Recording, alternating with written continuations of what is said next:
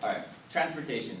When we hear that, we normally think of one thing, our cars. We love our cars. They're fun, they're fast, we get around easy with them. But besides cars, there's another way to get around. And being on campus in Tempe, we see that every day. And that's biking. Biking's convenient and it's really easy to take advantage of. And there's a lot of cities around the nation that are really booming on trying to make that continue. I bike everywhere I go around Tempe. I live in Tempe, so whenever I step out the door, I get on my bike and I get wherever I need to go really, really easy. So that's kind of what led me to look into this and do some research and find out a little bit more about what it means to really choose biking as your form of transportation. And I found that in urban cities, commuting by bike is really beneficial for the environment, quality of life in those cities, and your health. So by choosing to use a bike for your transportation, you're helping the environment. By getting on those pedals, you're not using any fuel. In America, millions of barrels of oil are being burned every day just to get people to and from work, to and from school, when they have the viable option to use a bike. Furthermore, without using any fuels, you're not emitting any CO2.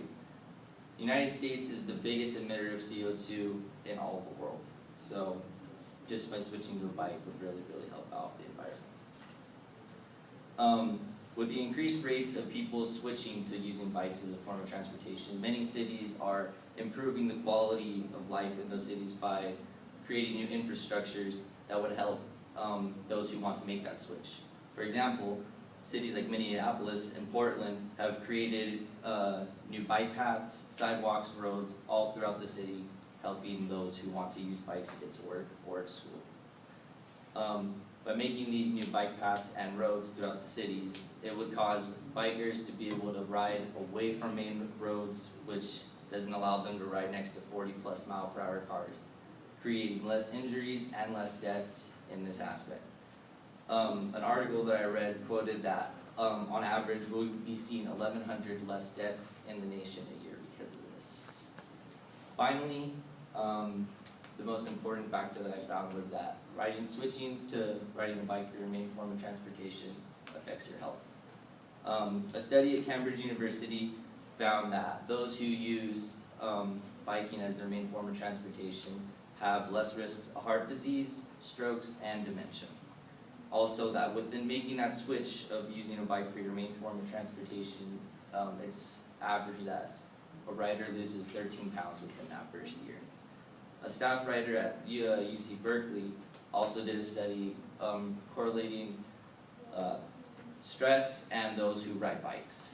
And it's 40% less likely that when you ride your bike to work or to school, within that first hour you're going to have 40% less likely you'll have stress for the rest of the day. Also, those who use a bike for their main form of transportation have better sleep schedules and routines. There is a drawback with health.